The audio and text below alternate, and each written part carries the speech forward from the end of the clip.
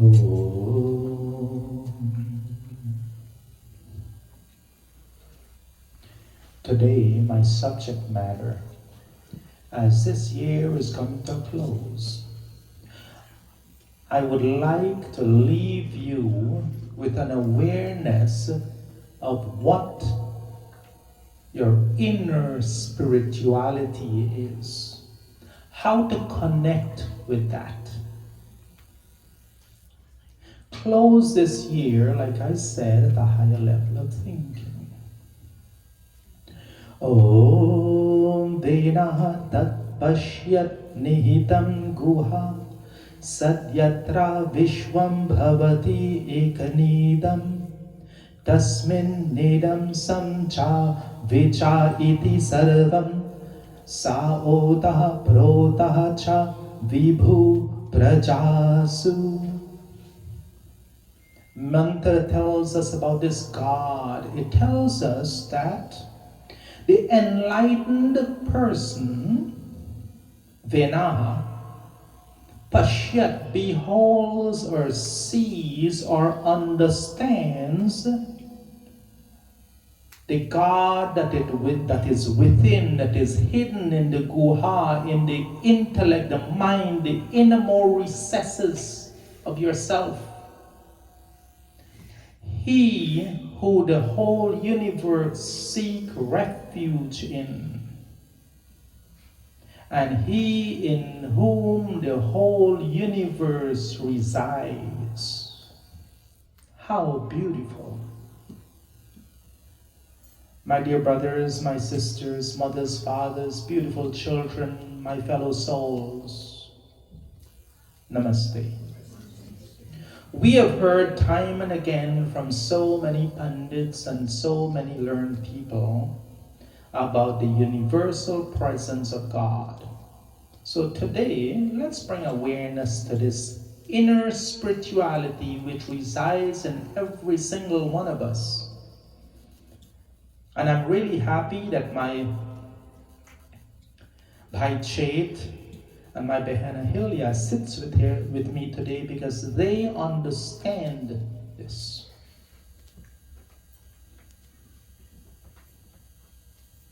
So that divine energy that flows through everything, what energy is this? What is this inner spirituality I'm speaking of? Where is it? Who put it there? Why is it there?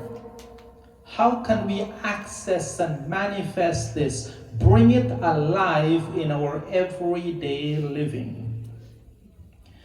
Now, many of you have heard me talk about my Guruji Swami Vedaparti and what he taught: oneness with nature, oneness with the universe, oneness with God. So first, let's look at nature. And follow me here. It's actually very interesting, very beautiful.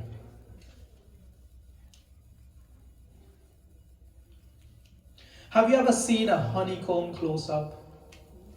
You know, I'm sure you've seen it on TV. The ones built by the bees. I'm not talking about the box that people keep the honeycomb in. I'm talking about the things that collect the honey itself. That is a marvel of engineering. It's a design so intricate, so beautiful, yet so functional, so perfect geometry. And it withstands almost any force in nature, that shape.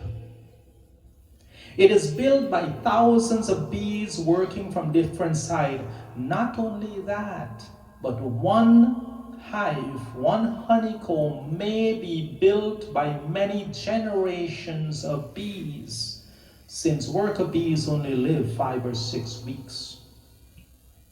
So the bees that started building it oftentimes is not the same bees that finished building it.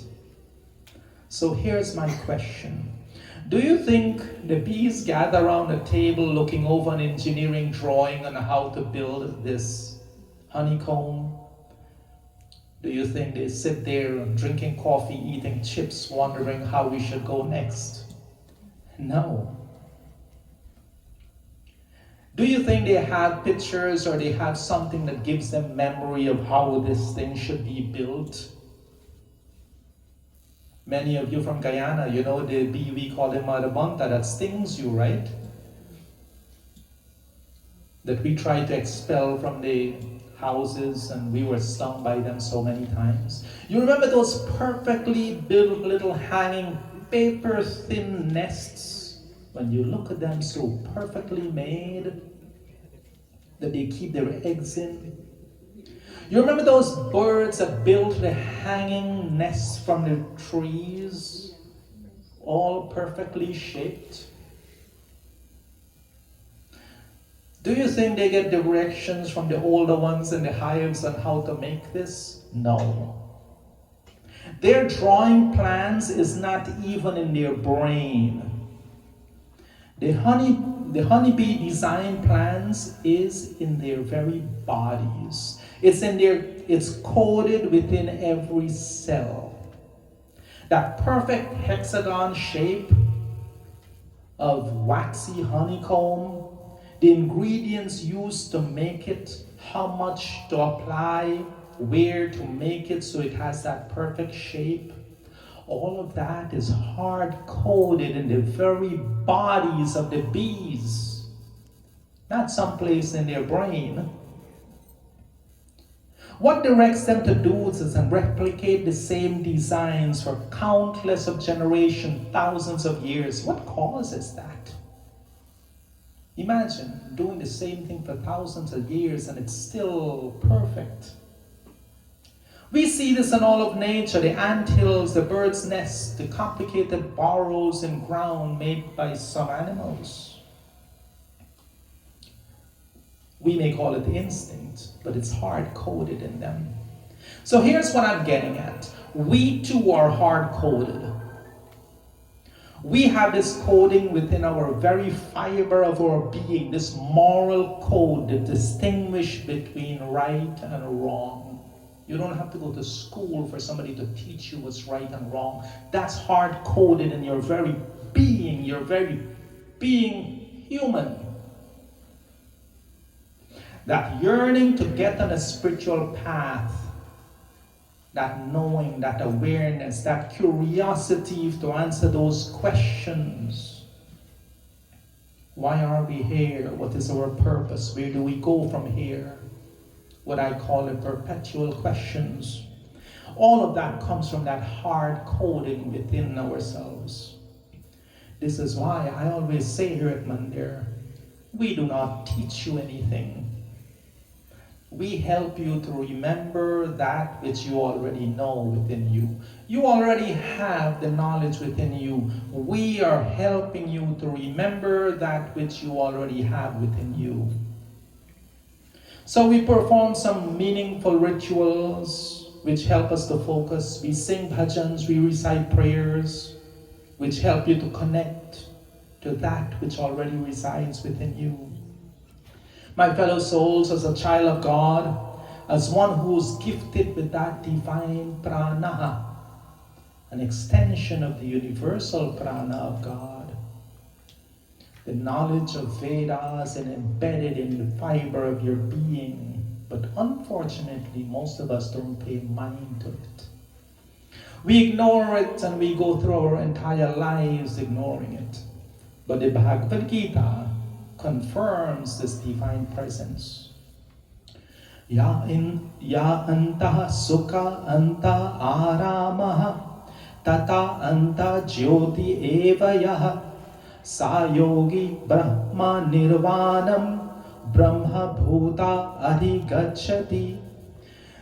This shloka beautifully tells us that those who are anta sukha, happy within themselves, enjoy the presence of the divine within them. Anta jyoti, they're illuminated by the inside light. Anta jyoti, the inner light is the divine knowledge. Yoga Darshan states, Ritam bharat tatra parajna. In the state of samadhi, one's intellect becomes filled or connects with the realization of the ultimate truth. After instructing Arjuna about the need to withstand the impulses for desire and anger, Sri Krishna reveals the confidential means of practicing that. Go within. You see, the shallow kind of happiness which we get from things around us, that is temporary. The fleeting pleasures brought on by the things of the world, that's why we do Havan, and I tell you to say not only Swaha, but Idam Namama, not mine. Disconnect, detach yourself from all the things of the world. That will bring us peace within. But too many times, many of us, we ignore this deep-seated yearning for a deeper understanding of our spiritual selves. Sometimes we get stuck at the beginning of the journey. Most of us know this verse from this bhajan, right? Sing with me if you want. Dil mera to yah kahta hai, tu man mandir mein rehta hai.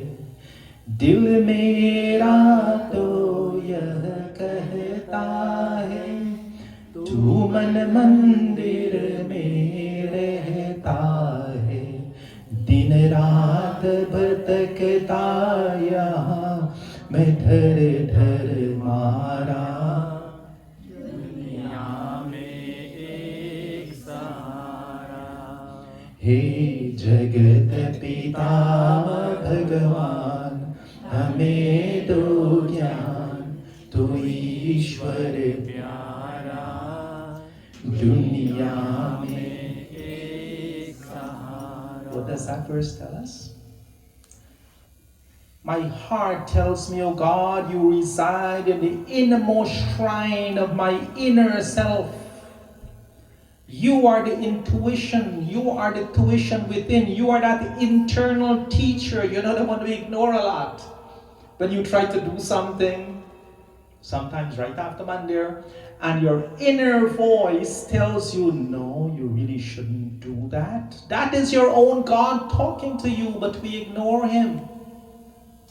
And then we wonder why things don't go right sometimes in our life when we resist the voice of God speaking to us. Intuition, the teacher within, the God within. So I'll ask you this question. Supposing you want to go swimming, so you get dressed or undressed based on the situation, and you go to the pool. And you spend your entire day with your feet in the water. Would you call that swimming? No. You've dipped your toes in the water, but you did not swim. In the same way, coming to Mandir is not being spiritual. You come to Mandir, we feel like this is what we need to do, and we walk away with all these questions still left unanswered. You have just dipped your curious toes in the spiritual ocean. That is all you have done. Until you decide to embark on a real spiritual journey and dive right in. As of now, many of us, we're just dipping our spiritual toes in this ocean. So supposing the bees did not listen to their natural inclination, that coding in their very cells, and they chose to seek shelter wherever, drop their honey into any empty crevasse found in nature, they wouldn't be bees as we know them, would they? How many of us are just like this? For all intents and purposes, we just exist. We live today to day without any drive, without any purpose, without any motivation. If today is no problem, we want tomorrow to be like today. But you see, it's never too late to get back to this path. This shloka from Bhagavad Gita tells us, Api chedasi papebhya sarvebhya papa kritamaha sarvam jnanam plavena eva vrijnam santarishyasi. Material existence is like this vast ocean when we're tossed around by the waves and the disease and the old age and the death. The universal material energy subjects everyone to the threefold miseries.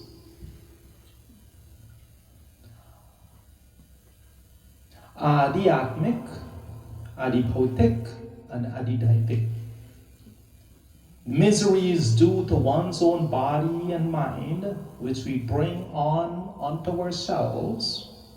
Miseries due to other living things, that we take on from other people. And miseries due to climatic conditions and environmental conditions. But in this shloka, it says that even those who commit sins are considered the most immoral, the sinners. Even them can cross over, can get beyond these obstacles in our spiritual growth. It's never too late. Sutra 3.27 of the Patanjali Yoga Sutra tells us about finding your inner, it says inner sun. Bhuvana Jnanam Surya Samyamat. This beautiful thread, sutra of knowledge from Patanjali, says that focusing with perfect discipline on that inner sun, meaning the inner light, that resides within each one of us, focusing on that within frees us from all of these things that makes us uneasy, unhappy, unhealthy, and all of that. But you see, the first thing we must be able to do is to separate the physical, the mental, and the spiritual part of us. We have to realize that the physical body, we are a part of the earth. How many teachers on YouTube and all over the place, they tell us this. This body is an accumulation of food. Bhai-Chet, you keep saying the same thing. The food you eat over the course of time comes from the earth. Our bodies eat the plant, we incorporate the plant into ourselves, and this goes on and on. So our body, we're just an extension of the earth. No different. Our minds, however, are a collection of the impressions and memories which we have collected through the use of the five senses. That feeds into that memory that leaves impressions. So let's look at what we do at home. We've collected all these physical things. You fill up your home. But how many times have I told you that those things are not you? Your car is not your car, is your car, it is not you. Your clothes and your jewelry may be yours, but they are not you. The things you have in your living room that some of us love to show off to other people, they are the things we accumulated, but they are not us. Even your wife or your husband, maybe your wife or your husband, but they are not you. Do you see how the things that you accumulate cannot be you? They are not you. So if your mind is a collection of the impressions that you've collected through your five senses, how can they be you? This is why the very fiber of your being is hard-coded to go on that journey to identify, to find out what is the real you.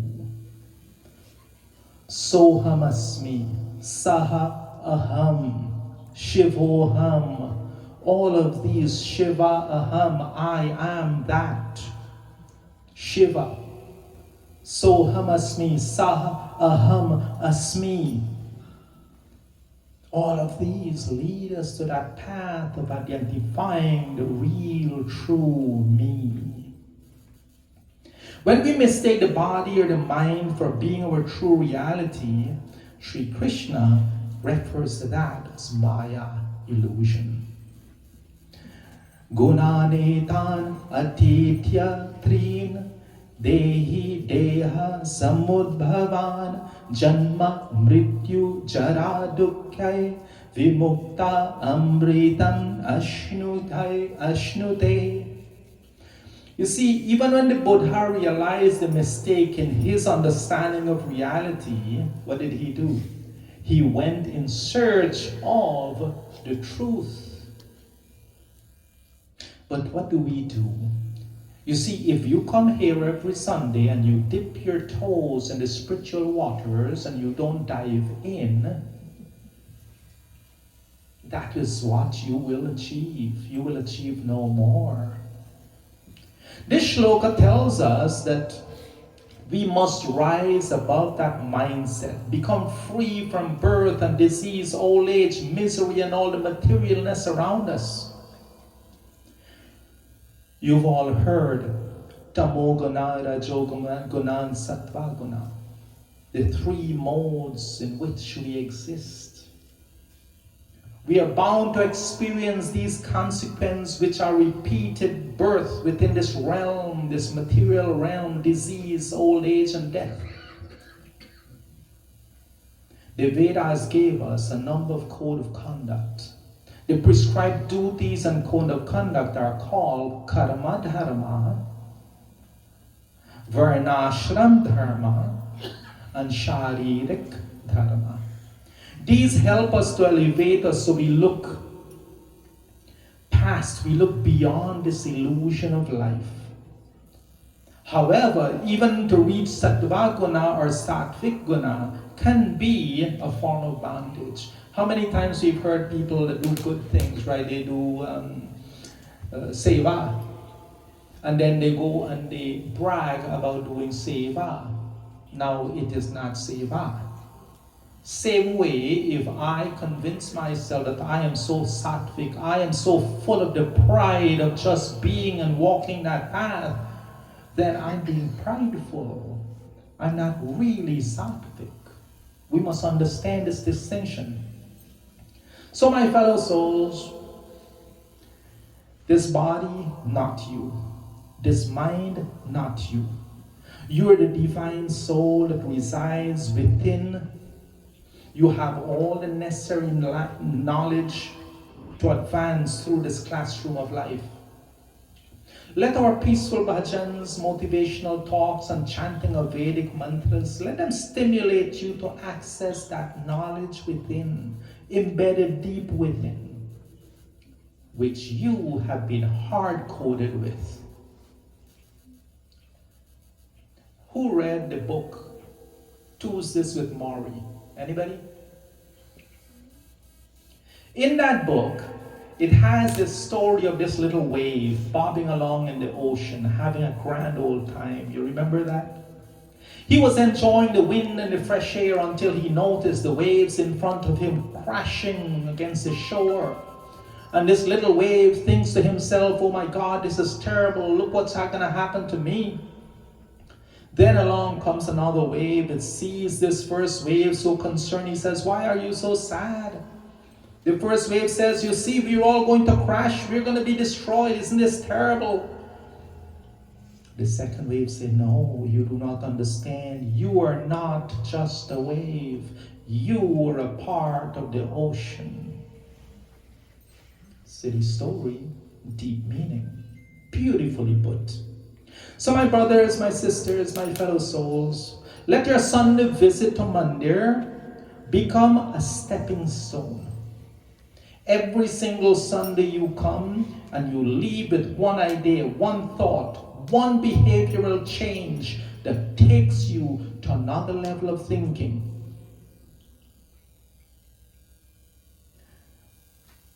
My fellow souls, I pray that you may finally open your mind to receive that internal communication, to listen to the God within you, Do not fall prey to you walk out the door and don't listen to that inner voice, and you end up doing the same things you were doing yesterday. I pray that you free yourself from that kind of thought, that kind of behavior. And I want to leave you seriously with that thought. Think about how much you have advanced over the course of the last year. If you have not advanced, then make it a priority in your own mind that the beginning of next year, you promise yourself that you shall grow by leaps and bounds spiritually. That is our goal. That is why Mandir is here. That's why this Mandir family is here.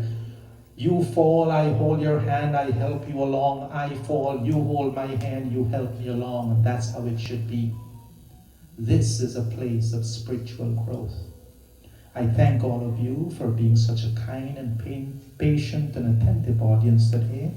Om Purnamadaha Purnamidam Purnat Purnamudachyate Purnasya Purnamadaya Purnamevavashishyate. With love and humility in my heart, namaste to each one of you. Om Shanti Shanti Shanti Om.